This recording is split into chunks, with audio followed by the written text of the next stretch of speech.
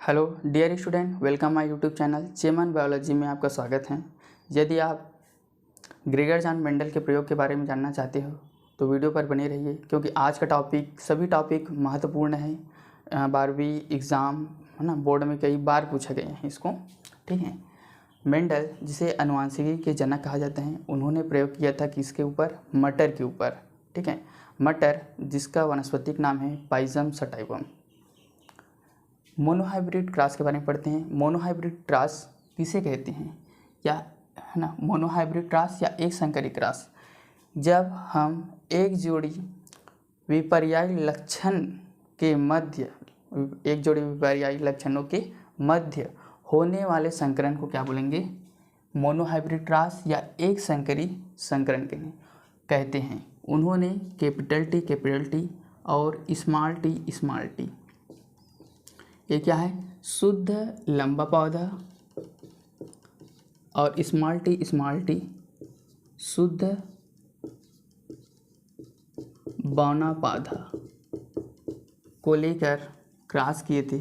ये हो गया पेरेंट, माता पिता, ये हो गया मेल और ये हो गया फीमेल।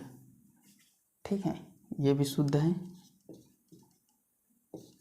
शुद्ध लंबा पौधा और शुद्ध बौना पौधा।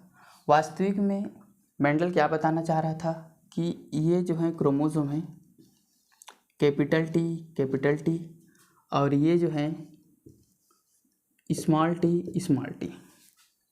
ठीक है, लेकिन मेंडल को उस टाइम पता नहीं था कि क्रोमोसोम, वो तो सोच रहे थे कि कोई जीन है, मतलब कोई जीन को उन्होंने क्या बोला था? फैक्टर बोला था। कोई फैक्टर हैं जो एक पीढ़ी से दूसरी पीढ़ी में जा रहे हैं ऐसे करके। तो मेंडल को तो उस टाइम ये तो पता नहीं था, है ना। लेकिन यहाँ पास है ना, गैमीट बनते टाइम यही जो है एक के दो में से एक यहाँ पास आ जाएगा और ये दो में से एक यहीं पास आ जाएगा। लेकिन मेंडल को इसके बारे में पता नहीं था, क्योंकि उस टाइम मटेरियल नहीं थे उसको, है ना, माइक्रोस्कोप नहीं थे, है ना, इलेक्ट्रॉन माइक्रोस्कोप जिसमें देखना था जीन को, है ना। तो ऐसा कुछ उस टाइम नहीं था, इसलिए हमें भी नहीं पता। ठीक है, मेंडल को नहीं पता था, तो अभी फिलहाल के लिए हमें नहीं पता। 1600 के बाद ही पता चला, मरने के बाद बहुत सारा खोज हुई धीरे धीरे, और लेकिन बेस तो यही है ना। ये देखो कैपिटल टी है ना, ये इसको क्या बोलेंगे? गैमीट बोलेंगे। दो में से जो एक आया ना, गैमीट मतलब होता है युग्मक। ठीक है, दो में से एक यहाँ, दो में से एक यहाँ। ठीक है, और ये बनाएगा कैपिटल टी और स्मॉल टी।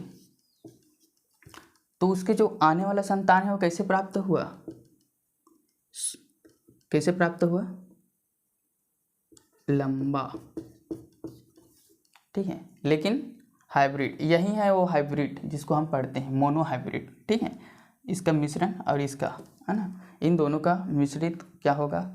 हाइब्रिड होगा। ठीक है, लोग कई इसको बोल लेते हैं, है ना। तो यही ध्यान नहीं देना है, जो वहाँ से जो माता पिता से जो बच्चे में आए हैं ना, उसको बोलेंगे। इसको क्या बोलेंगे? F1 जनरेशन, लंबा पौधा प्राप्त हुए। ठीक है, अब इन्हीं पौधों को जो आया है लंबा पौधा।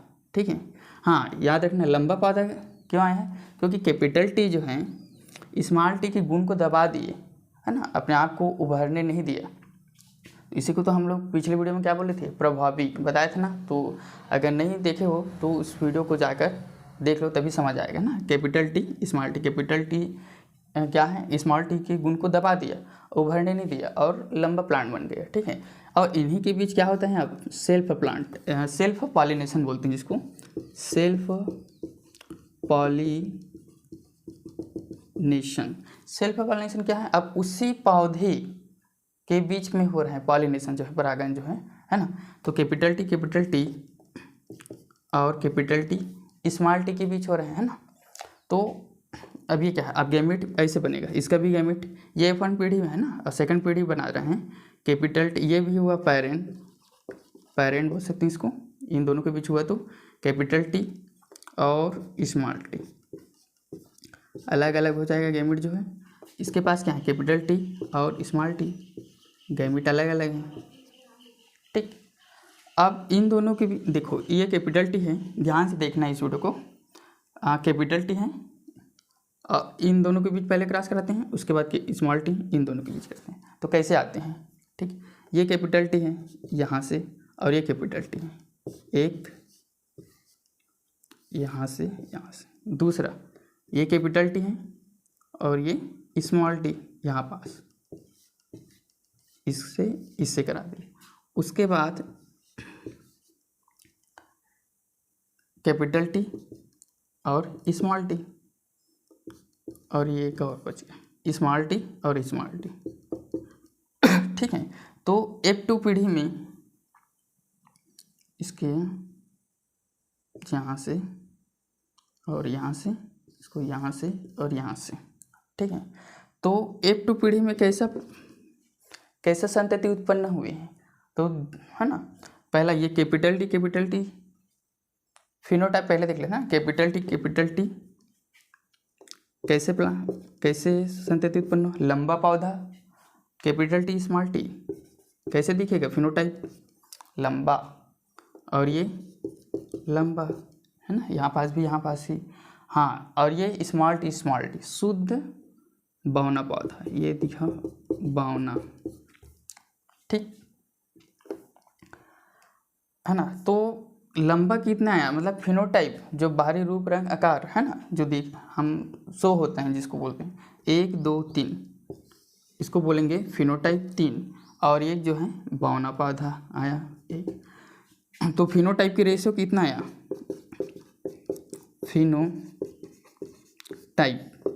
3:1, ठीक है। उसी प्रकार जीनोटाइप को देख लेते हैं।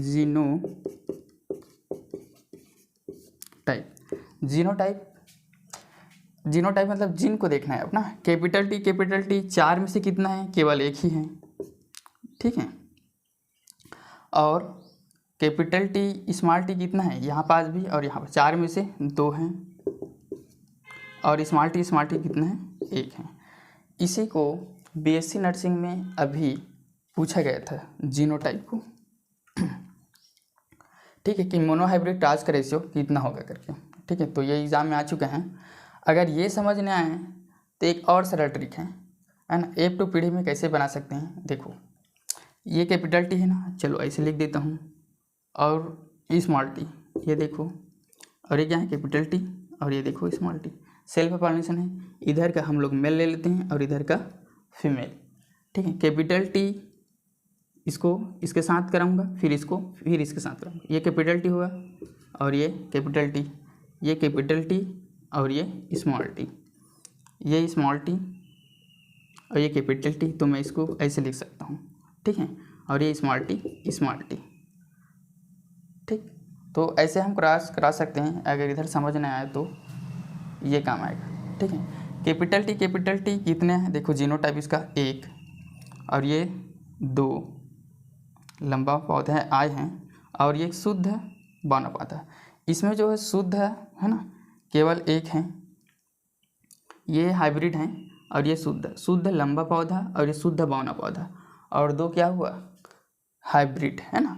तो इसमें जो है अगर परसेंट में 25% है ना, 25 चौके 100%, तो 25 जो है 75% कैसा आया, लंबा 75% क्या आया, लंबा पौधा, और 25% क्या आया, बौना पौधा। एक चीज़ अगर जीनोटाइप की बात करें तो 25% शुद्ध लंबा पौधा मिला और 25% शुद्ध बौना पौधा मिला, और हाइब्रिड 50% मिला, ठीक।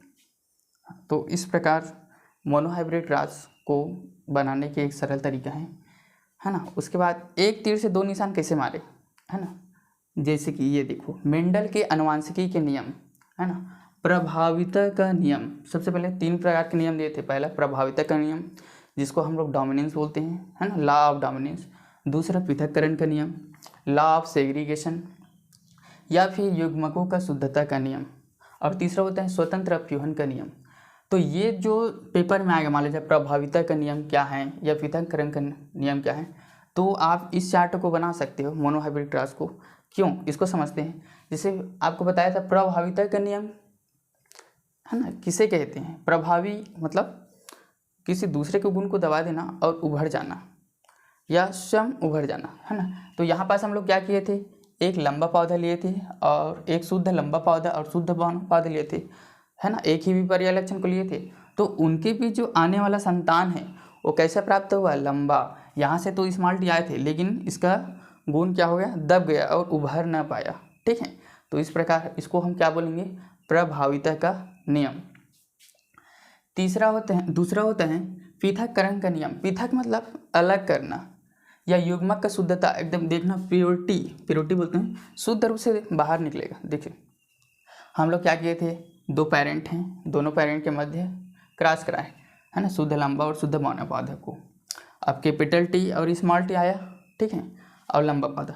एक वन पीढ़ी में तो हमें लॉ ऑफ डोमिनेंस हुआ, लेकिन इसका मतलब ये नहीं है कि शुद्धता नहीं आए उसमें, है ना। मतलब ये इसका गुण को दबा दिया, ठीक है ना, लेकिन जरूरी नहीं है कि ये वो दबी ही रहे, उभर के सामने आया। कहाँ सामने आया, देखो यहाँ पास F2 पीढ़ी में शुद्ध बौना पौधा है ना, तो ये यहाँ पास तो आया है F2 पीढ़ी में, F2 पीढ़ी में है, देखो यहाँ पास तो उभर, है ना, दोनों के बीच क्रॉस हुआ, सेल्फ पॉलिनेशन हुआ, capital T capital T capital T small T capital T small T capital T small T.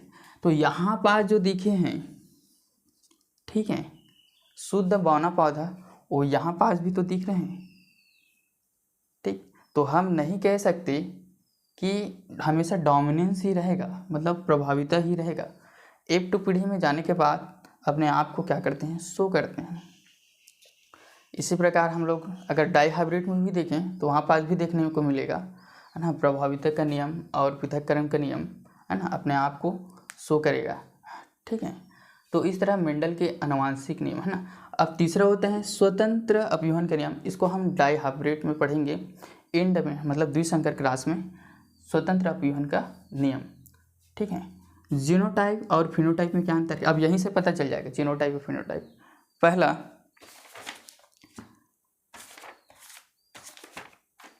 यह जीवों के संगठन, है ना, जीवों के क्या है, संगठन को, जैसे कि यहाँ पर जीनोटाइप ना, इसकी बात कर रहा हूँ, जीनोटाइप 1 2 1, ठीक, जीनोटाइप में जीन के संगठन को, और फिनोटाइप पौधे के, मतलब जो पौधे हैं जो हमें मतलब शो कर रहे हैं, रूप रंग आकार, ठीक है।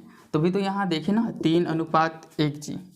फिनोटाइप तीन जो है लंबा प्लांट पौधा प्राप्त हुआ और एक जो है बौना प्राप्त हुआ। तो हम उसको बाहरी रूप रंग आकार को देखें कि ये बौना है और ये लंबा हुआ, ठीक। एक दूसरा, यहाँ लक्षण के ऊपर निर्भर है ना, लक्षण के ऊपर को नियंत्रित करते हैं ना, लक्षण को क्या करते हैं, नियंत्रित।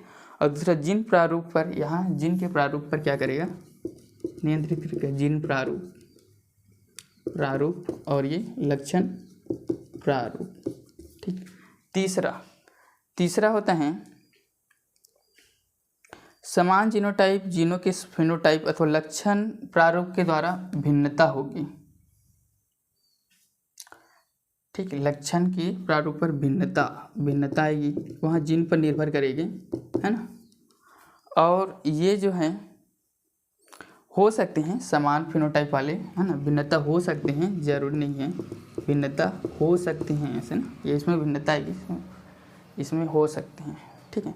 पांचवा, यह वातावरण के द्वारा प्रभावित नहीं होता, मतलब इसका जो जीन है ना ATTCG ऐसा ही अगर रहेगा, इसका बेस जो है, इसका बेस जो जीन है तो हमेशा वैसे ही रहेगा, बदलते नहीं हैं। कुछ केस हैं जिससे कि उत्परिवर्तन, तब कहीं जाके थोड़ा सा चेंज आ सकते हैं, लेकिन जीन तो वही ही रहेगा, है ना, सिंगल सीक्वेंस में। तो उसको बोलते हैं बेस में, मतलब क्षार में उत्परिवर्तन होना, ठीक है। लेकिन जीनोटाइप तो बदलते नहीं है, जैसे इसके, है ना, 1 to 1 है, जीनोटाइप 1 to 1 ही रहेगा, ठीक है। फिनोटाइप, हाँ, लेकिन इसको हम लोग फिनोटाइप, है ना, फिनोटाइप में क्या बताए थे, हाँ,